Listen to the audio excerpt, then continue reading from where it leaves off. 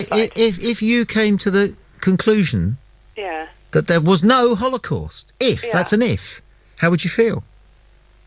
I would feel that there must be something that I've misunderstood, that I'd need to... Or that you were deluded? Yeah, I would, I think so, yeah. I think I've obviously made some fundamental errors here. There's something's gone wrong. How could you have made fundamental errors if all you ever heard is one point of view?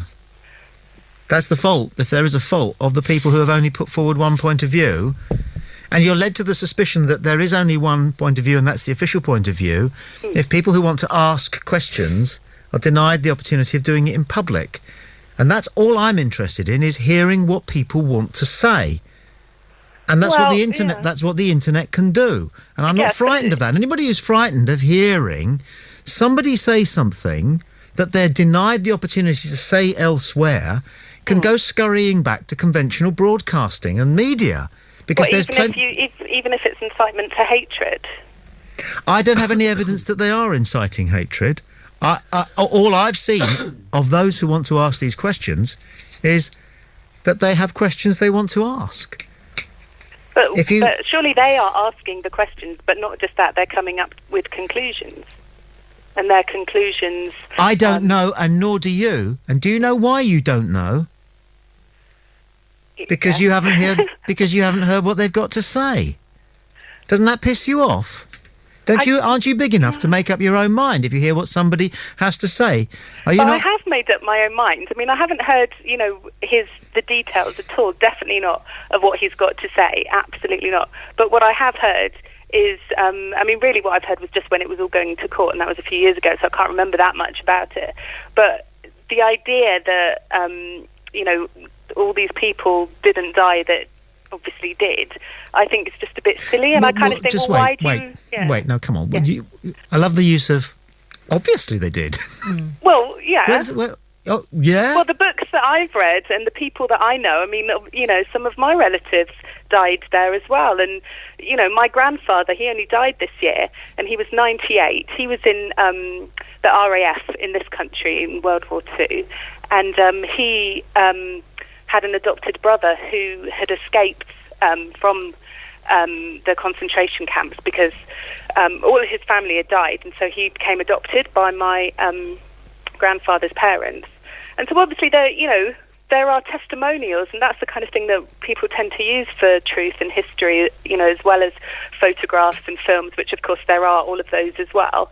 And, I've been to the memorial, the Imperial War Museum here, and I've been to the one in Israel as well. And you see loads of documented evidence. I mean, it's, I can't tell you if it's 6 million or, 1 million or 10 million, but because lots of people have spent time kind of counting up, then, I think it's reasonable to just kind of assume, well, it probably is in that region. Why does one need to question it when there is so much evidence for because it? I like asking questions, and I'm interested in people who do ask questions. But isn't it about why? I don't want to lie on my back. I don't want to lie on my back and go, okay, somebody said that, and so that will do for me. And I've got an old uncle, and look. But why this particular issue? Why is it so interesting to you rather than because it emerged? All the other things you could question? You tell me some other things you want to question. I'll question them for you. I'll quite happily question for you. I'm not happy with the official verdict on 9/11. I don't care whether men went to the moon or not. I don't think that John Major was a British citizen. I think that he was a Russian spy who found him... What? Yes. Are you kidding? Are you kidding? No. John Major. Are you kidding? No, this is... Oh my God, I've never heard this before. No, well, you won't have done because a team of us researched it ourselves. John Major is not... John Major... Look, there's no record of John Major before the age of 18. No Really? school records, no exam records, no nothing. Fascinating. Nobody's got anything about John Major living in this country before this man, allegedly at the age of 18. And the only acquaintances who have come forward to verify him remember him from the age of 22.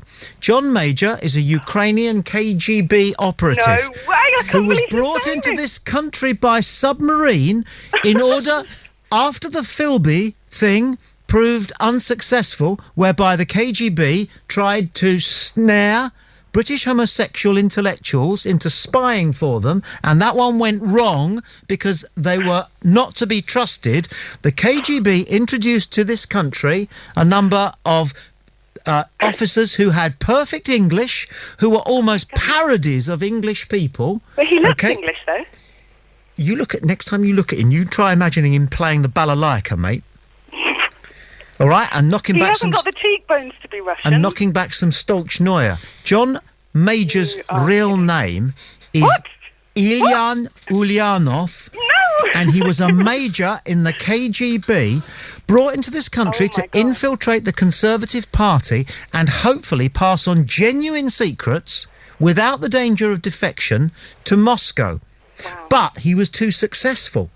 And even though he tried hard not to be elected the Conservative leader, because he didn't even turn up to the House of Commons for the 2 weeks prior to that vote, if you remember, well, he tried to be very boring, didn't he? Was that his tactic? Feigning a toothache, okay, he was, to his absolute horror, elected Prime Minister.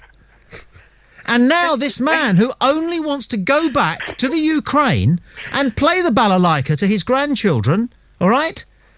And drink Stolchnaya, he now is stuck for the rest of his life with being this boring English ex-Prime Minister. This is the truth. G-Man Jr. wants to know if the reason why he had sex with Edwina Curry was just to get information out of her. Zara, I've got to let you go. I've got to crack on. Great talking to you. Okay, bye. Thank you. That's a great theory, Tom.